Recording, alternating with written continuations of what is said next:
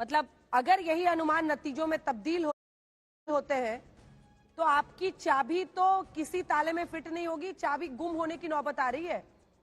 मतलब जनता ने, क्योंकि चुनाव चिन्ह आपकी चाबी है, और दुष्यंत जी ने मुझे इंटरव्यू में कहा था कि हम हरियाणा ही नहीं देश की चाबी बनेंगे, पर जनता ने नकार दिया है। मतलब 0 से 2 सीटों पर सिमटता हुआ अनुमान आ रहा है फिलहाल। आपकी प्रतिक्रिया इस पर मिस्टर कंवर? देखिए अंजना जी, मैं आपके एग्जिट पोल को पूरी तरीके से तो नहीं नकारूंगा, लेकिन एक बात इसके साथ दूसरी ये है कि मैं 2019 का सी वोटर का एग्जिट पोल देख रहा था। उसमें 72 सीटें भारतीय जनता पार्टी को दी थी, सी वोटर में 40 आई थी। 8 सीटें कांग्रेस पार्टी को दी थी, 31 आई थी, और बाकी सबको मिला के कोई 8-10 सीटें दी थी। लेकिन उसके बावजूद मैं आज तक पर था 2019 में, और दूसरी एजेंसी के साथ सिर्फ आज तक का सर्वे ऐसा था जिसने जेजेपी को 6 से 10 सीटें दी थी, और हमारी 10 आई भी थी। आप लोगों ने उस साल एग्जिट पोल एक दिन लेट दिखाया था, क्योंकि आपके जो गुप्ता जी तब होते थे, उन्होंने श्योर करने के लिए, उनको कुछ डाउट था, उन्होंने सैंपल दोबारा लिए थे अगले दिन, और उस अगली रात को आप लोगों ने सर्वे दिखाया था। फिर भी मैं मानता हूं कि वैसी स्थिति 8-10 सीटों तक जाने की इस बार शायद हमारी नहीं है। लोग हमसे नाराज हैं, जाहिर तौर पर किसान आंदोलन का विषय रहा, पहलवानों के आंदोलन का विषय रहा, और उससे भी बड़ा भारतीय जनता पार्टी के खिलाफ जो हरियाणा में माहौल है, उसमें जैसे गेहूं के साथ घुन पिस जाता है, वो हम कुछ ज्यादा ही पिसे हैं। लोगों ने, ऐसा नहीं है कि हमें जितवाना नहीं चाहते थे, लोग हमसे नाराज हैं कहीं ना कहीं, और गुस्सा उतार रहे हैं अपना लोकसभा अच्छा, चुनाव जब में। आपने इससे भी ज्यादा इतना गुस्सा मान ही उतारा लिया है। है कि लोग नाराज थे, तो अब ईमानदारी से वजह भी बता ही दीजिए। 4.5 साल तक सरकार में रहना और फिर चुनाव के 6 महीने पहले निकल जाना, आपको लगा लोग समझ नहीं पाएंगे?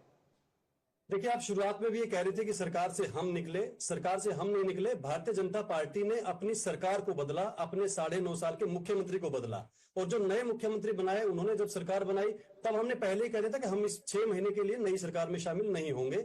ये बीजेपी का फैसला था, उनका ओवर कॉन्फिडेंस था। उनको लगता था कि 10 की 10 लोकसभा की सीटें कमल के निशान पर वो जीत सकते हैं, इस वजह से उन्होंने अलायंस को खत्म किया। जनता ने कुछ और ही सोचा है। अगर अनुमान नतीजों में तब्दील होते हैं तो 8 अक्टूबर का इंतजार करना है, हमें भी करना है।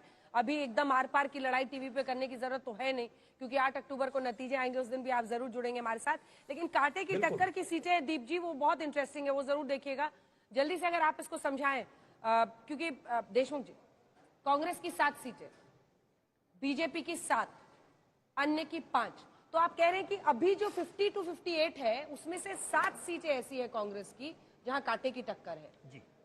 जो बीजेपी की 20 से 28 है, उसमें 7 सीटें ऐसी है जहां कांटे की टक्कर है जी। अन्य की 5, उसमें से 3 जो है वो कांग्रेस के पक्ष की हो सकती हैं अगर पलटे, वो दिखा तो देते हैं। यानी करीबन 10 सीटें अभी भी ऐसी हैं जो मार्जिनल है, जहां कांग्रेस नंबर 2 है। यानी अगर मामला एक तरफा पलटा तो कांग्रेस बहुत ही ब्रूटल मेजोरिटी की ओर भी जा सकती है, लेकिन अगर कांग्रेस के खिलाफ मामला पलटा तो भी कांग्रेस की सिंपल मेजोरिटी आ रही है।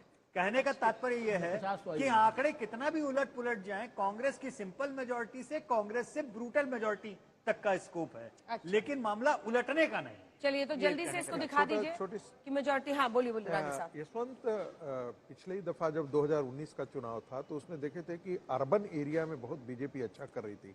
इस बार भी ऐसा आ रहा था कि अर्बन वोटर्स जो हैं वो भारतीय जनता पार्टी के साथ इंटैक्ट हैं।